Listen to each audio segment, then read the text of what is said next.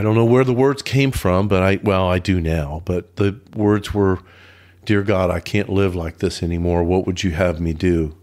And the voice was, "Call Doug, go back to those meetings. You're going to be okay."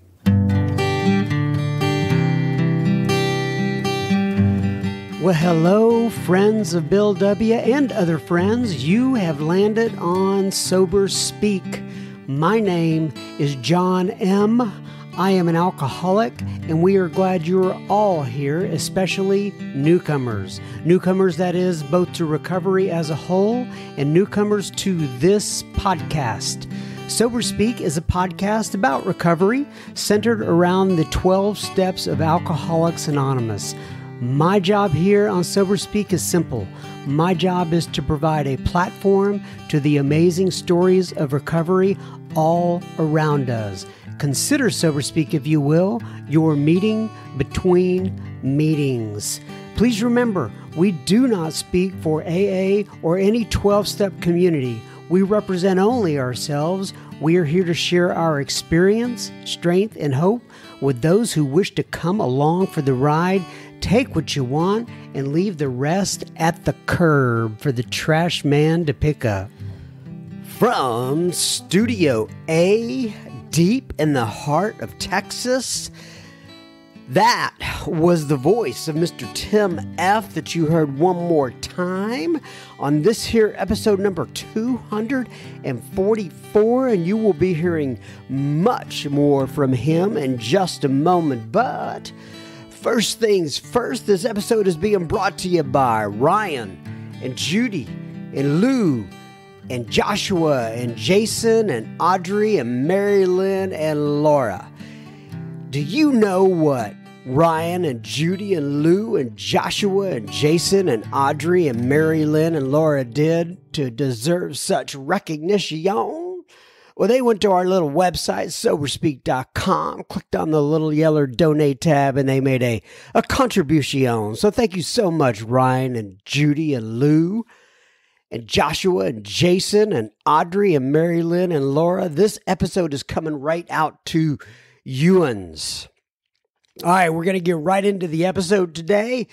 Now, we are following up from an episode we had last week. It was Tim F, and that was part 1. And this is Tim F, part 2. Not only do we call it part 2, we're calling this, Dear God, I Can't Live This Way Anymore. So obviously, like I said, this is a continuation of Tim's episode number 243, which is entitled, It's Not You, It's Me. We pick up in our conversation with Tim discussing the last years of his active alcoholism and what that looked like, his career as a ballet dancer, Tim's buddy Doug, and the influence that had on Tim entering the rooms of Alcoholics Anonymous, Tim's first meeting in New York City, and the unexpected news, or should I say bomb, that Tim had to deal with on his 20th anniversary in Alcoholics Anonymous. There'll be much more. Please enjoy Tim, and we will have plenty listener feedback at the end of this episode. Enjoy. Okay, so back to kind of so you're going through that 4 years. You're working your way into being sober here. So I'm not working my way into anything. I never quit drinking. I told you the one time I quit drinking, really. Your buddy Doug is what I meant to say. You're having conversations with him. Oh, with him about. Oh, yeah. So you're having conversations with him, and he's continuing to be sober, and you're thinking to yourself, he's continuing to sober, never thinking, like a year and a half sober. When I was a year and a half sober, I actually spoke at a midnight meeting in New York City. And I remember Doug saying to me, he said, man, I can't imagine. He said, I prayed for you. I hoped, but he said, I never had any real hope that you would ever get sober. I said, that's why I am sober, Doug, because I was hopeless. I think it takes that, right? But so I go to New York and I'm there to audition, right? But I call Doug up, never thinking about anything. I call him up and I'm like, let's go to a movie. Let's go out and have a drink. And he goes, He goes, well, I got to go to a meeting first. And I said, oh, can I go? And I immediately wanted those words back. I was like, oh, let me have those words back. And I couldn't. I was like, oh, no. And there was this dead pause. And I hear, sure. And I'm like, crap. So anyway, I've not been in New York City in 4 years. I go to a meeting. There's 25 people in the room. I knew 4 people in the room. Wow. Maybe 5. I drank at one guy's bar, Paulson's on 72nd Street. There's another guy that was a oboist in the orchestra. It was like, and there was a girl that I'd hit on the night before at a place, at a bar. She's actually a famous actress, but this girl came up and said, I'm so glad you're here. And I thought, me too.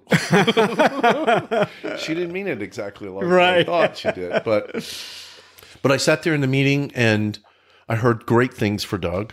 And poor Doug. Poor Doug. He had a problem. And but I sat in the back of the room and the guy up in the front, they call it qualifying in New York City. Mm-hmm. And the guy's up in the front of the room and he starts talking about looking for bloodstains on the car. And I had done that. I'd had dents on the car that I was in a blackout and I have no idea. And I was looking for bloodstains.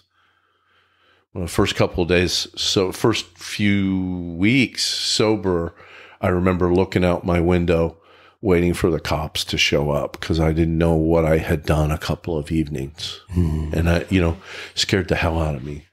Right. Not enough previously to quit drinking. You kind of work right through that, right? You try to control that. So anyway, I heard a lot of great information. They gave me this book called Living Sober. So I went back to the apartment that I was staying at and I had a couple of beers and read the first 7 pages of Living Sober. And it talks about putting down the first drink. It says, yeah, the one in your hand. And I had a bud in my hand. And I'm like, oh my God. I had a Budweiser in my hand. And I'm like looking around an empty apartment and I remember feeling busted, And I felt like that a lot with the big book and all the literature in Alcoholics Anonymous because it's always pretty much told my story. I was not one of those that went, that's not me, that, there was a whole lot of that's me. When it referred to a career in drinking, I was like, these people are speaking my language because it's hard work. It takes a lot of dedication and focus and discipline to work through all these problems that get in the way. That's right. And these annoying people. So anyway, I listened to some good information. I thought that's lovely for Doug. I went and auditioned the next day for a job that I went out and celebrated. Getting a job that I had not yet gotten, right? Yeah. Just celebrated for the hell of it. And it was a blackout.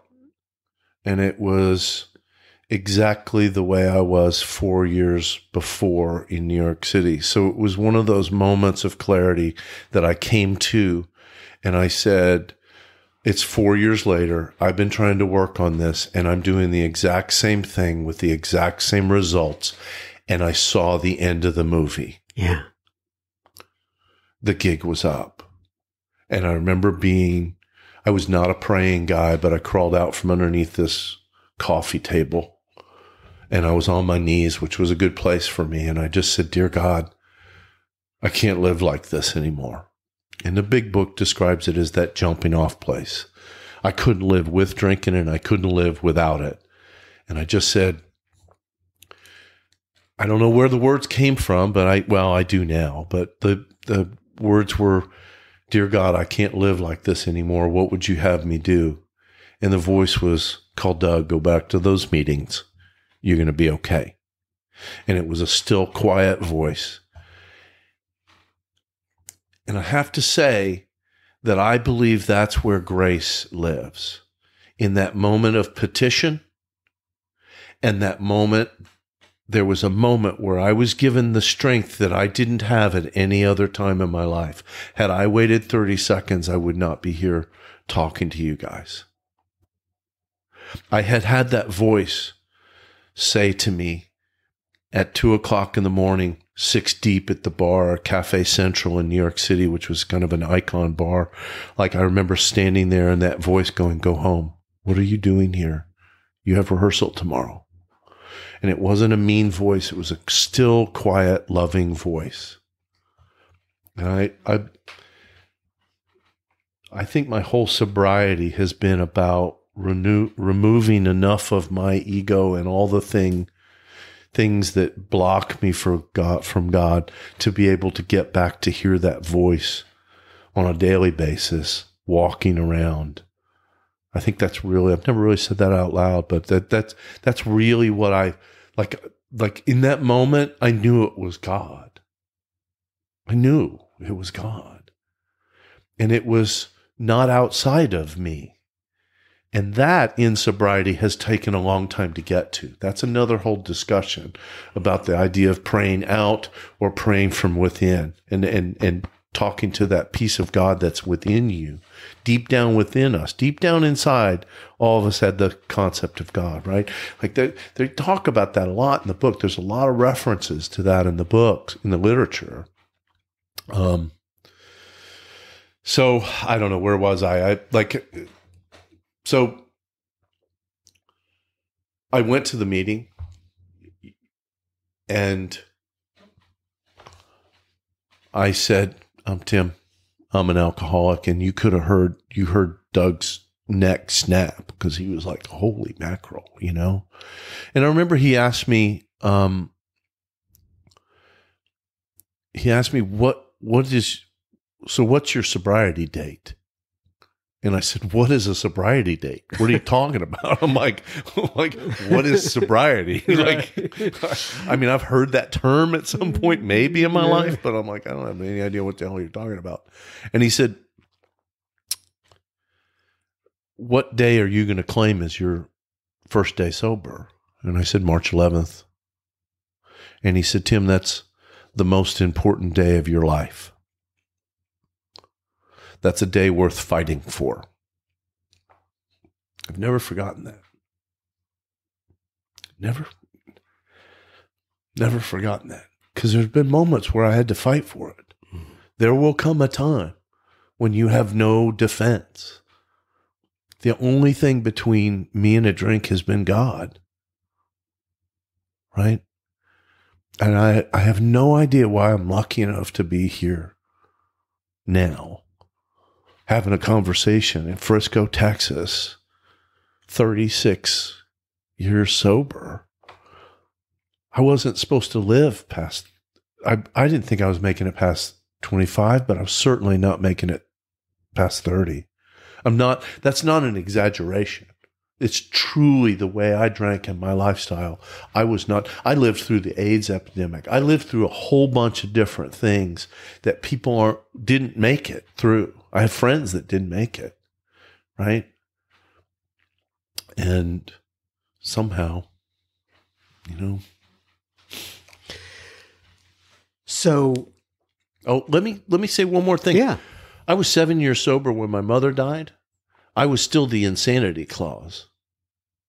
If he lives, don't give him money until he's 35.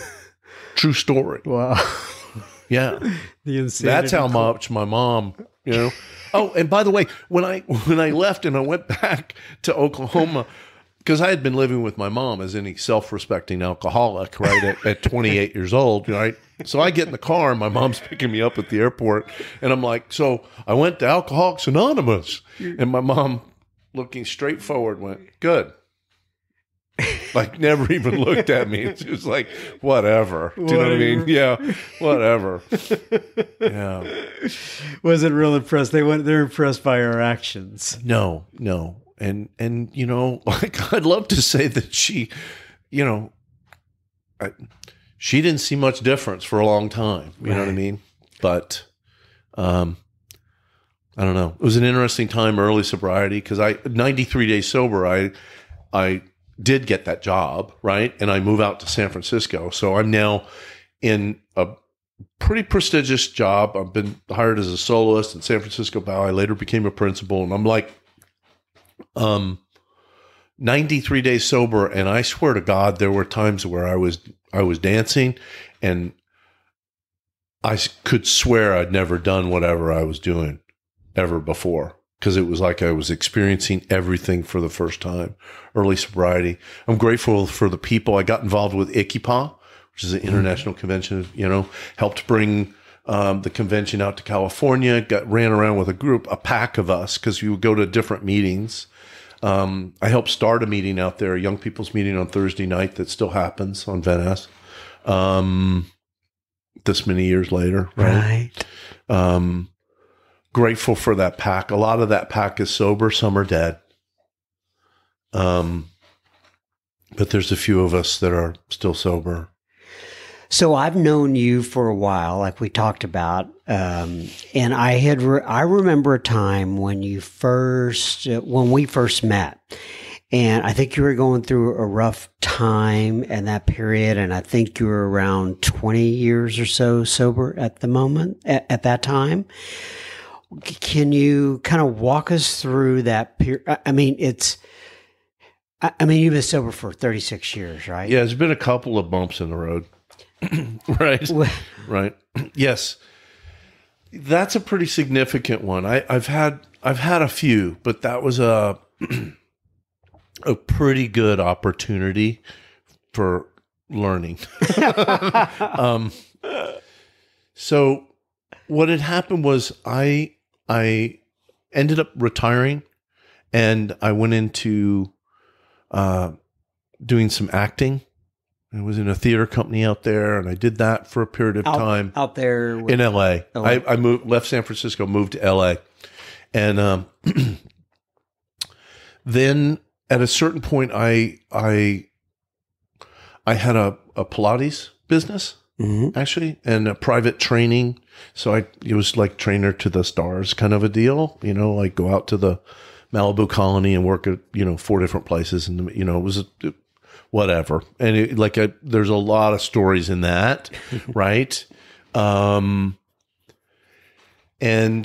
during that, I started making some money, and then the market was crazy for buying and flipping homes. And I did that, right? I'd buy and fix them up and flip, and I had anyway, I ended up being pretty good at that, and I made a lot of money. Okay. And you're like the people on HGTV. I made a lot of money, and I did pretty well. I mean, for a lot of money. I mean, we're not talking Gates, but I mean, I was able to retire, and I had a great job. I had a job that I made a ton of money, basically off the books, but it was, all cash. And I ended up getting engaged. Well, I didn't get it re-engaged. But anyway, I got back together with somebody that I had been with in early sobriety, that we had been engaged, and I had called it off. So 17 years later, I got back together with a love in my life, right? And I gave away the business. I moved to Northern California to be with her. And 6 months later, realized I'd made a mistake, and I moved, and I came to actually Frisco, Texas, to visit my brother. And while I was here, that was my March 11th or whatever. It was my 20th anniversary of my birthday. I find out that the partner I had, the guy that I was pulling a Ponzi scheme and pulling a Madoff, if you're familiar with this guy, that basically took all the money that I had, put me $750,000 in debt, and I'd lost a couple of houses. So it was a bad day. I'm sorry. I remember sitting on the edge of my bed going, really, God? Really? 20th anniversary sober, and really? Oh my goodness. So I told my brother, I talked to my brother. I said, yesterday I was visiting. Today I'm living with you. I'm homeless. I got nothing. I got $750,000 less than nothing. I'm screwed. And So, like I said, there was a bad day. And just real quick, is the guy, I'm always curious what happens. No idea. I worked through that and I went through various scenarios of how to deal with that. Some mature and some not so much. But ultimately I was like, he's never going to pay me back if he's in prison. So anyway, I understand. A lot of crap went around that, but, and the girl, is that over with? We're such good friends. I just texted her the other day. She's the love of my life. I love her, and I know she loves me. And just we're not supposed to maybe be together. I don't know, but we've known each other a long time. I've seen her through a couple of husbands and kids and all that kind of stuff, and I love her to death. Right? Trust her. Okay, so you're at your brother's house and you're saying, "Hey, I'm living here." So now. the other side of this story is I've not been to meetings for 13 years. How was that 13 years? Good. Yeah. Yeah. And it was a lot of struggles and this and that, but sobriety was never an issue. And I think the long time that I was working one-on-one with people, I worked a lot with people who had been previously injured. I worked with a little girl that had been in a car accident that was paralyzed on part of her body. And I worked with incredible therapists that would fly in from Europe to work with this woman. And I was very involved in helping people. And honestly, I think that's what kept me sober. But the piece that was missing in that whole thing was being connected to another alcoholic, because we're uniquely able to help with our own problem, right?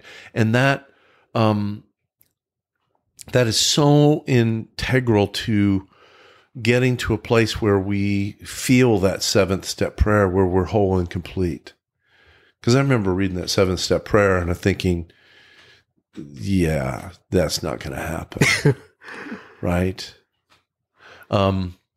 Okay, so that's when I met you then. Yes. You came back into the... Because I remember sitting on the edge of my bed. There's a couple of things I don't talk about very often. But I didn't necessarily want to kill myself. But I didn't care whether I woke up. I was like, I'm fine if you just take me. But the only reason I'm still here is family.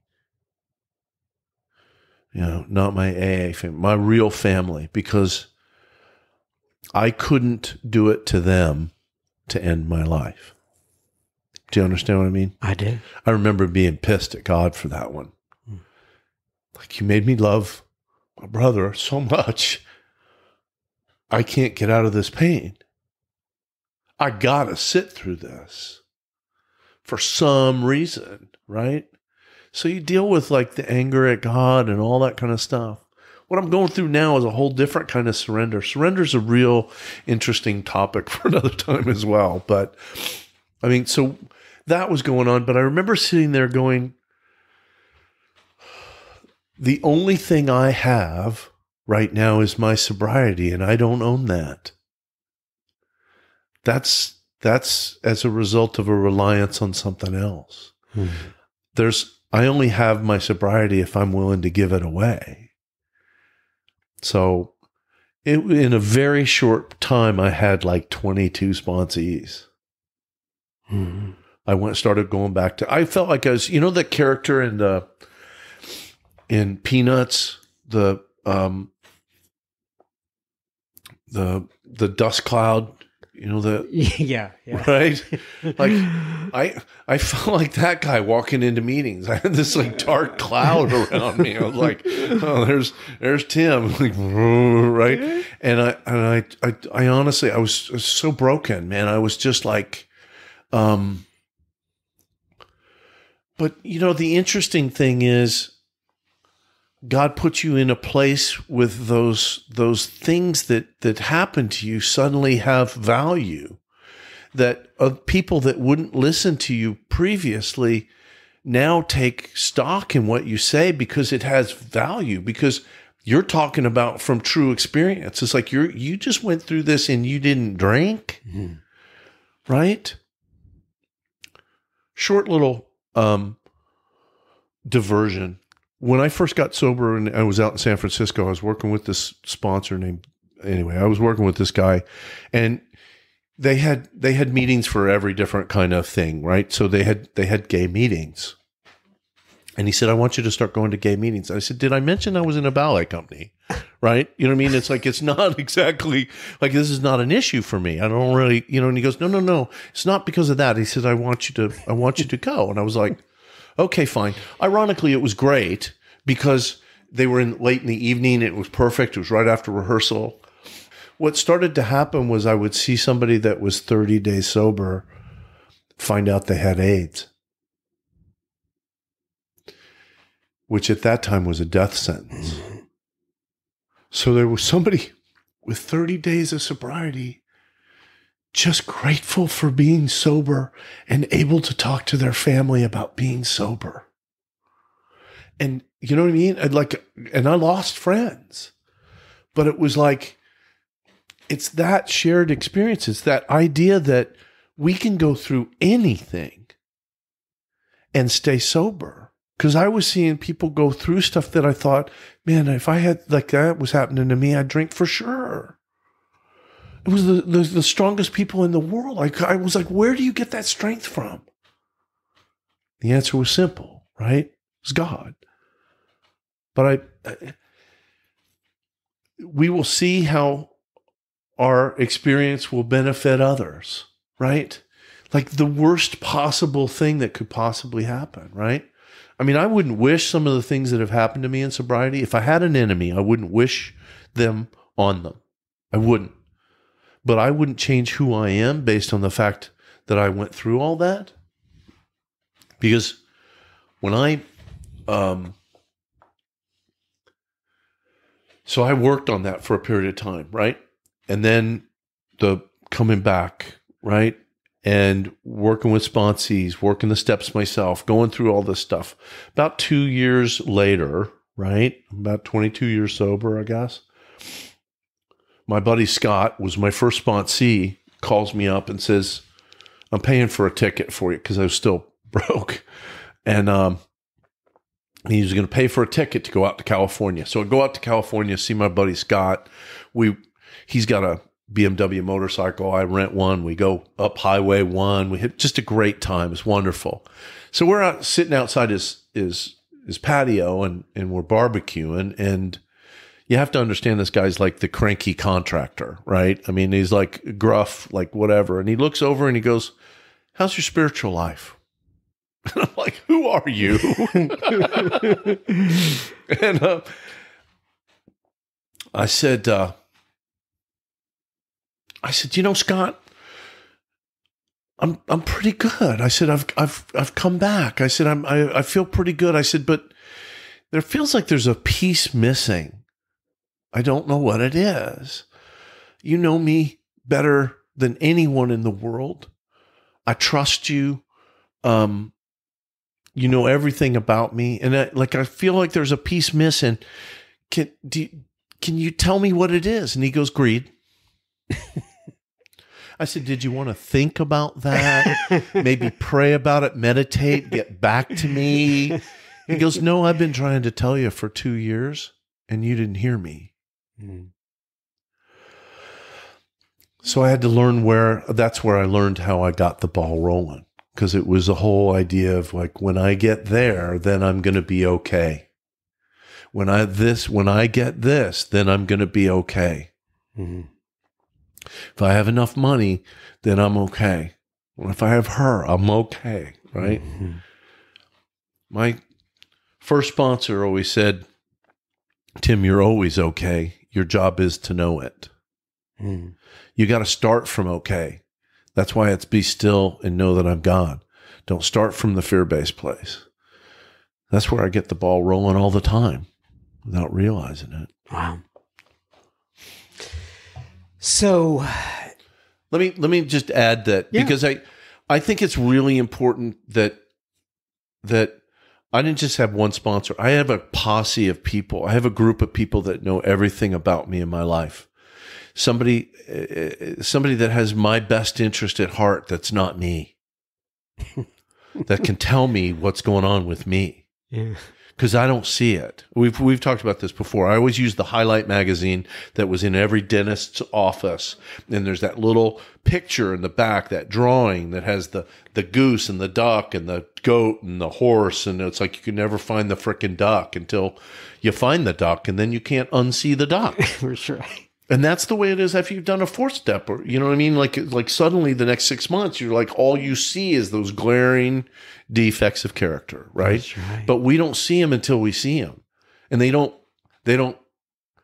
they're not worthy of changing until they bug me. Right. Doesn't really bother me that it bothers you.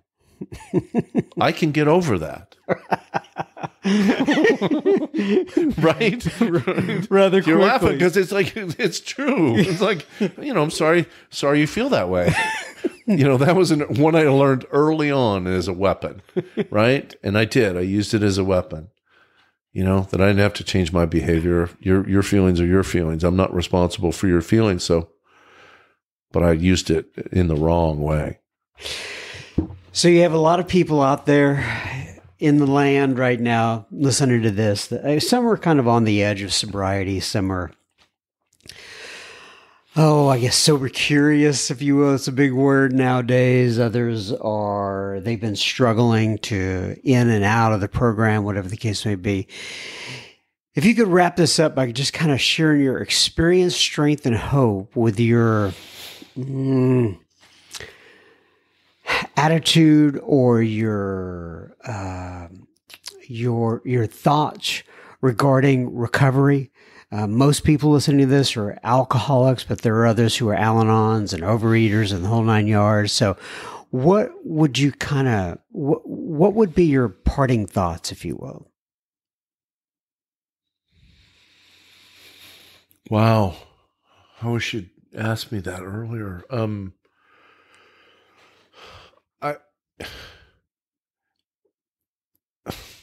Whether you want to hear it or not, the solution is God.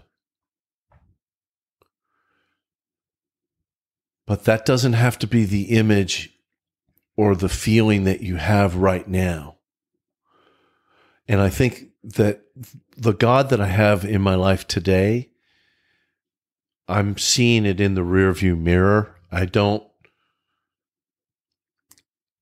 It was a byproduct of everything that I've done. And that's an evolving thing. I think there's a time before any progress in my life, and it's surrender. It's when not only do I lay my arms down, but I almost join forces with it, because I think a lot of people see the third step. Now, the third step is just the beginning of the journey, but the third step was not for me. I give, God, you take over. It was, I'm going to open myself up to some input, and I'm going to try to, a day at a time, do that to the best of my ability. Do it well, don't do it well. It's just practice. Just practice, one day at a time. I screwed up my life one day at a time. And I guess for me, this is about unscrewing my life up one day at a time. I like it's just trying to, one of the cheesiest things in the big book was this whole idea of walking hand in hand with your creator. That just sounded like a Jesus Loves Me song. It just hit me the wrong way. But the irony in that is when I put pen to paper and I get a different perspective and I get what I'm asking God to help me with and what I actually want to have removed, there's some magic that happens. Is any of this making any sense? It does. No, that completely makes sense. Because like I said, this thing that I'm going through recently is really about integrity and being who you are and believing and feeling who you are. Because there's a saying that what other people think about you is none of your business. Although true, it's not true if they put it out on the internet. Right? True. It doesn't have to be true for somebody to say something that can change the course of your life. And the true lesson is, I need to remember that in reference to you and all the people that I know, that I need to be kind in my words with other people and be very conscious of how they affect other people. Because there's a thing that can happen on I believe this is, the social media thing, where when you and I were kids and didn't get invited to the party, we didn't know we didn't get invited to the party. We didn't get abused about not getting invited to the party. Yeah. It's 24/7. When I was bullied at school, because trust me, in Jenks, Oklahoma, doing ballet, there was some stuff, right? You either become an incredible fighter or develop a sense of humor. I kind of went for the sense of humor because I was a really puny guy. I have a, 0 and 10 fight record. You know what I mean? It's like, I'm not exactly Tyson. You know what I mean? Right. So anyway, I don't know what I'm rambling about, but when we were bullied, at least there was a moment of respite where I went home being whatever it was. At least there was 24 hours, or there was some hours over a weekend or whatever where I didn't have to deal with anything. And then there's this idea that people say stuff and they can just say it and there's no repercussions whatsoever. Mm-hmm. Right? I don't know. I find it kind of, my lesson is I need to be real cautious with that.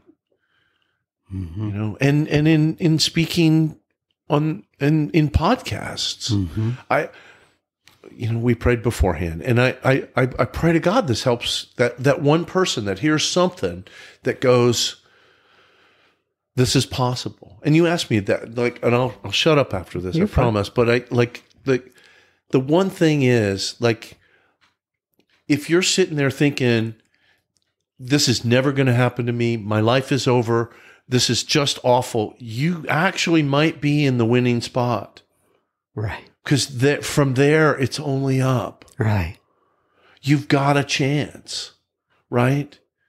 Just go to a meeting, talk to another human being about it, right? So, I just hope there's one person out there that hears it. Yeah, the ones who look completely bewildered and beat up when they come in, I feel the most hope for. The gift of desperation is the classic phrase, right? But in that moment, sitting on the edge of my bed, 20 years sober, right? Sobriety, the gift is sobriety wasn't an issue. Never once did I think about drinking, which had been my go-to my whole life. That's miraculous, right? A friend of mine tells this orange tree story, talks about the idea if you planted a seed out in your front yard and the next day this orange tree just popped up, that'd be a miracle, right? But if you plant a seed and you water it, you nurture it, and over a period of time, it grows, and then it becomes a fruit-bearing tree, that's still a miracle. Right. It's just taken a period of time. Right? Yeah. But we don't see it because it's the tide is moving in, but if you watch it, you don't even notice it until it's already there. Right? I don't know. This has been very interesting, Tim. I hope so. Yeah. I have no idea what I said. But. Well, I enjoyed it, and I know the people listening in are going to enjoy it as well. I'm going to go ahead and wrap it up with page 164 from the Big Book. If I can find it, here it is. It says, abandon yourself to God as you understand God. Admit your faults to Him and to your fellows. Clear away the wreckage of your past. Give freely of what you find and join us. We shall be with you in the fellowship of the Spirit. And you will surely meet some of us, like me and Tim F., as you trudge the road of happy destiny. May God bless you and keep you until then. Once again, Tim, I really appreciate you coming in here. Thank you so much. It's been... I know you never did a podcast before. No, I don't like speaking, actually. I know we talked about that when you were coming in. Yeah, but thank you. But people like hearing you speak, though. Yeah, okay. They do, very much so. So anyway, God bless you. Be well, and I'm sure we'll talk again soon. Cool, thank you. Remember now, we do not want you sharing your gossip, but please do share this episode with another friend or family member by pausing your device and hitting that little share button. It may be just what they need today. Now, on to a little bit of a listener feedback here. So a friend of mine texted me. His name is Ricky C. And Ricky texted while he was over on a European vacation. And he said, hey, John, I'm on a train from Vienna to Salzburg listening to your podcast. I love Buddy C, Casey, and Tom H, and I miss you. Well, Ricky, by the time I see you again, know that we are missing you as well, and I appreciate you texting in and listening to the Sober Speak on the train from Vienna to Salzburg. That's fantastic. Anna Lee DMs on the Instagram, and she says, hi, John, I am Anna Lee S., your, quote, suicide drinker, unquote, from a couple of years back. I thought I may give you an update on my sobriety. By the grace of God, I haven't had a drink since October 18th of 2019. Since I first got sober, your podcast has been a staple of my program. I love the quality and perspective of all of your guests. I also love the format of your podcast. It is a miracle that God gave me a second chance at life. After 2 esophageal hemorrhages, 1 year apart, 6 surgeries, and a lot of recovery time physically, I am grateful to be here and grateful that God chose to save my life. God bless you, Annalee. It is through Alcoholics Anonymous that I have been given this new life. I truly never thought I would be able to quit drinking and had resigned myself to the fact that I was going to die drunk. Thank you, John, from the bottom of my heart for your service. God bless you, Annalee. Thank you for keeping me updated. Man, I so appreciate that. And, you're one of the millions of miracles in AA, and that is so special. Thank you, and thanks for letting me come along for the ride, if you will. Jeff writes in, and Jeff says, hi, John, I'm sober 8 years in St. Augustine, Florida. I enjoy service to my home group. I found you when researching the third step prayer. A very good piece on that, by the way. Thank you. Thank you, Jeff. And what Jeff's talking about is he must have done a Google search, and we have an article on soberspeak.com about the third step and the third step prayer and a ton of other articles, actually, if you want to go there and check that out. Thanks for writing in, Jeff. Donette writes in. And Donette says, "Hi, John. My name is Donette M., and I live in Louisville, Kentucky. I've been sober 14 years. I found your site while doing some 4-step work." Oh, she found us the same way. "Thank you for adding me to the Sober Speak email list." Well, my pleasure indeed, Donette. And if you are listening out there and you're not on the email list, you can either go to our website, soberspeak.com, or just write me directly, John, John, at soberspeak.com, and ask to be on the email list, or you can give me any sort of feedback you want, right, regarding the speakers or anything else. I would love to hear from you. Brad writes in, and the subject line from Brad is gratitude 465 days sober for Brad R. And he says, "John, greetings from South Mississippi, Mississippi. Anyway, he says, gratitude. You bring me the gift of appreciation. I'm grateful for your podcast. No doubt your podcast serves as a piece to my foundation of sobriety." Oh, that's nice, Brad. He says, "I've written you a couple of times in earlier days, and I'm now at 465 days sober. At one time, I would have told you this was unachievable and likely damn near impossible. With a combination of Sober Speak, my sponsor, my meetings, and literature, I'm on a different path." And AA literature, I think is what he meant there. "My side of the street is clean. I'm far from perfect, but I appreciate being given the gift of self-improvement. Jerry J," yes, love Jerry J, "is my absolute favorite. I literally listen to his words 3 or 4 times a week." Oh, that's great. "I did not know that sobriety would give me the variety to choose what works for me. Again, I'm a work in progress, but brother, I'm grateful for your service.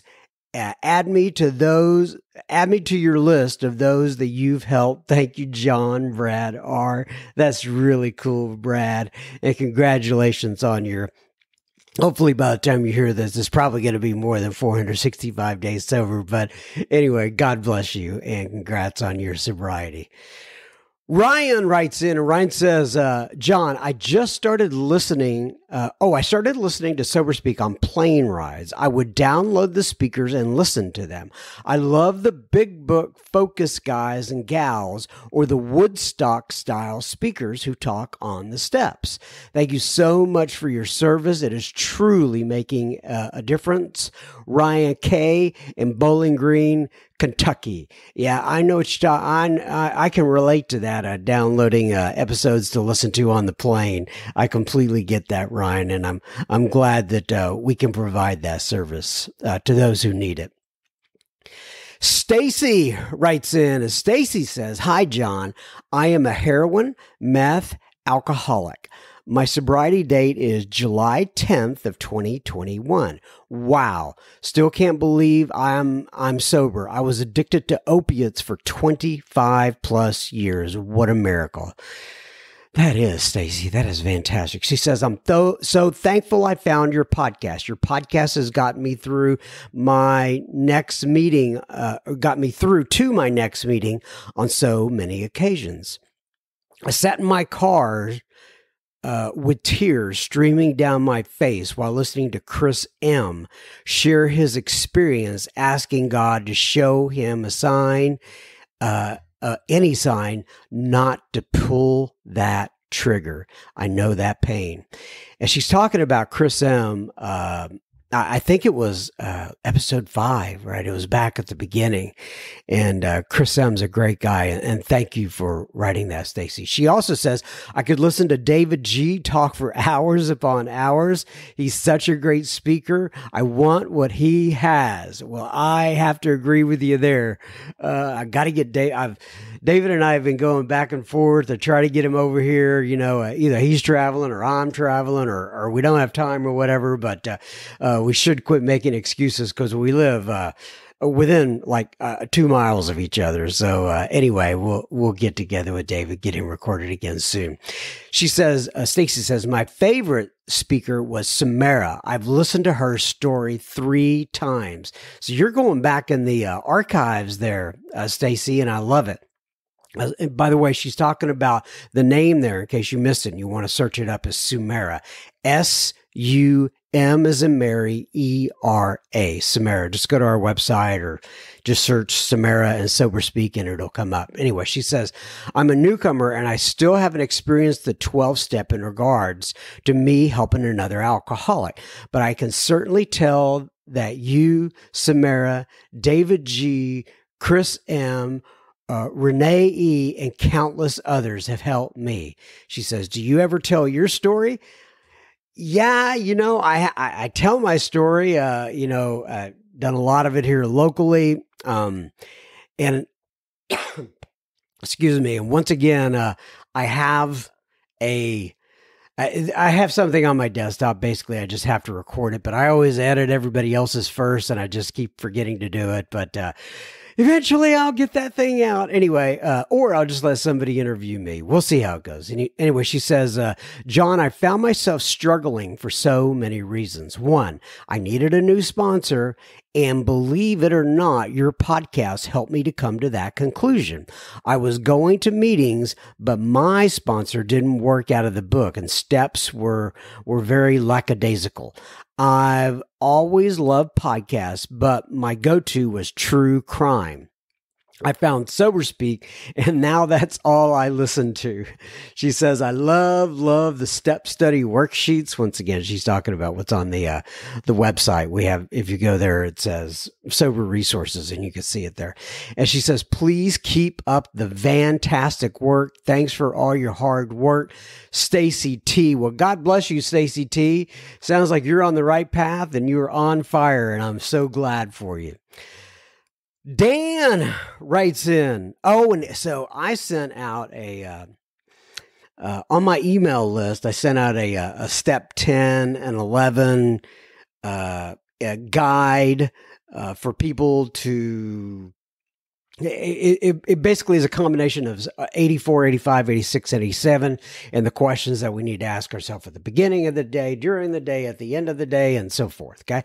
And so I sent something out. It was a guide on my email to my email list. And it says, thanks for sharing your experience, strength, and hope, John. It helps all. It helps, and for me, it is a necessary part in our program.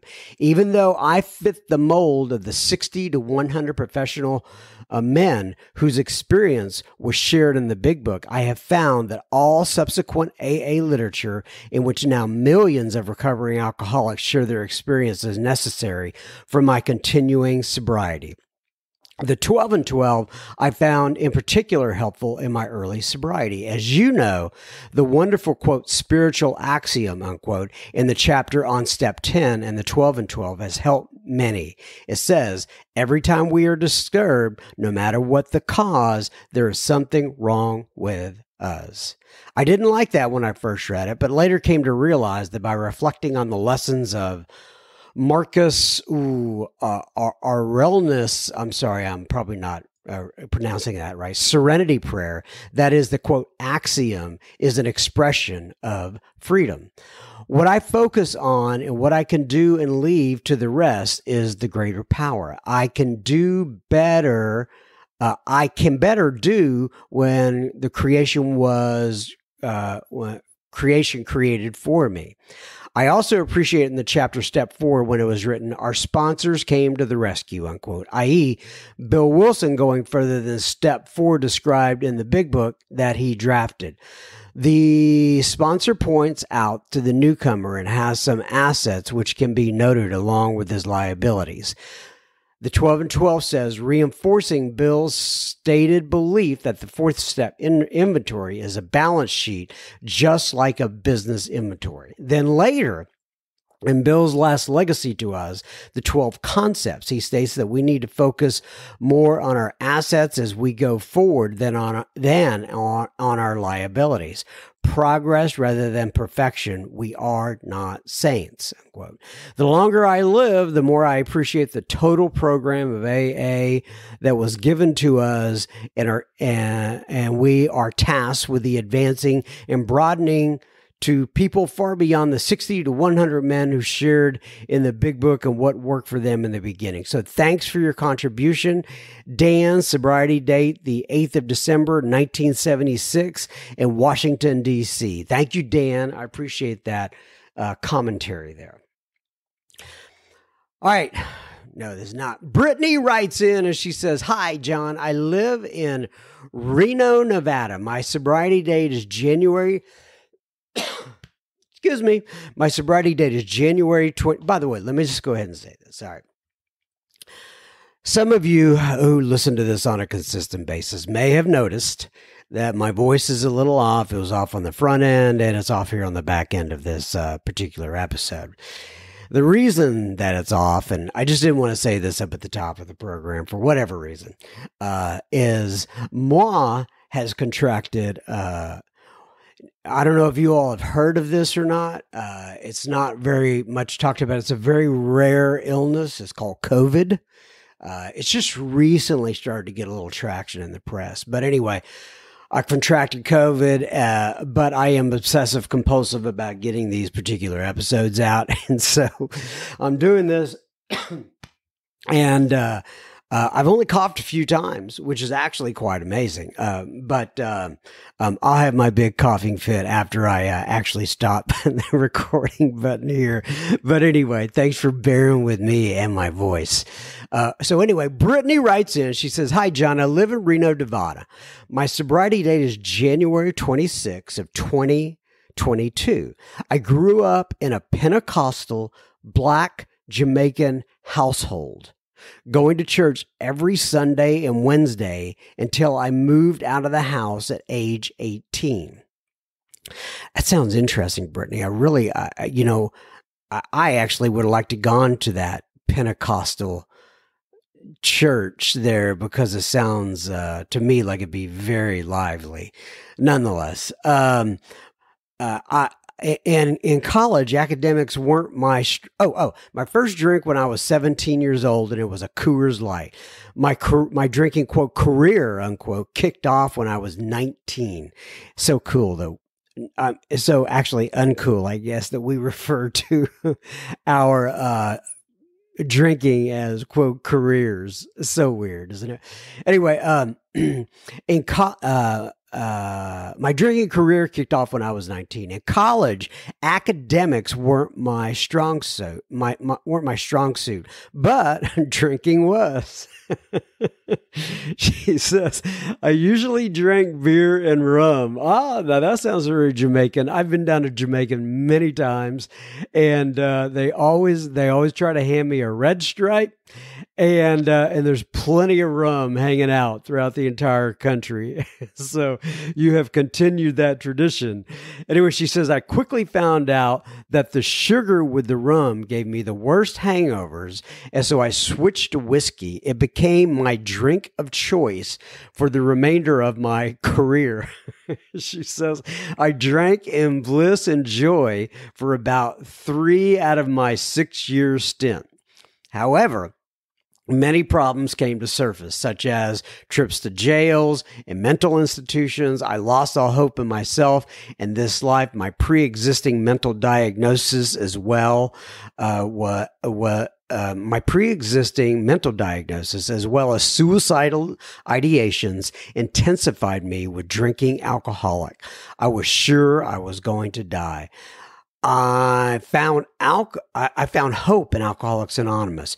Here were the people exactly like me, struggling, yearning, and confused. What the program brought to me in my life was complete freedom from bondage of self. That God that I was raised on didn't speak to me, but the God of my own understanding did.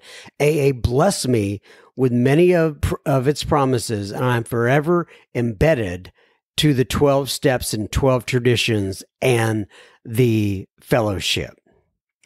I found Sober Speak simply through,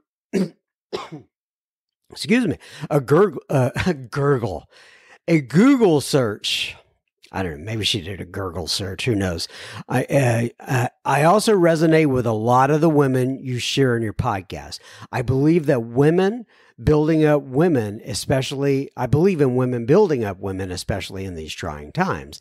And I think we need to hear more from the Black community in AA, Brittany. Well, Brittany, as you know, I wrote you back and said, number one, I agree. I think women building up women is important. And I also think hearing more from the Black community in AA is important as well. I'm going to say to the audience what I said to you. If you have any speaker tapes of people really of any colors, right, but out there that have been recorded in several different conferences or something like that, and you have their contact information, and you can forward that to me and ask them if they be interested in well, don't ask them yet, right? Let me listen, and then we'll see if we can get them on Sober Speak, but I need to have their contact information as well. Believe it or not, gathering up people now, it's different when I grab somebody from my group, right? The AA groups that I attended, and just go, hey, come on in. It's not as easy finding these people as you would think, because we are Alcoholics Anonymous. And so tracking these people down can be quite a chore. But anyway, if you can find that, send them over to me. I would absolutely love it. Finally, and I'm starting to lose steam here, so I'm glad we're on it finally. Raymond writes in and he says, John, greetings. My sobriety date is January 9th of 2000. I'm 53 years old and I hail from northern Ohio. Gosh, I can't even read. I was introduced to your podcast recently by a fellow friend of Bill W., who also lives in northern Ohio. His name is Derek C. I know he won't mind me saying his name. I was able to take on a couple of your pods today. Gary K. was a speaker. Derek was sharing with me the connections he's made, and it was just the shot in the arm he needed. I've been coasting and floundering in my sobriety for some time, and I'm looking forward to hearing fresh perspectives from what I'm hearing and getting back to the roots of AA. Raymond. Thank you, Raymond. All right, everybody. I take this 1 week at a time. I hope to be back next week. We shall see. Anyway, God bless you. Keep coming back. It works if you work it. And what's the other thing I like to say? Oh, from page 164. May God bless you and keep you until then. Love y'all. Bye-bye.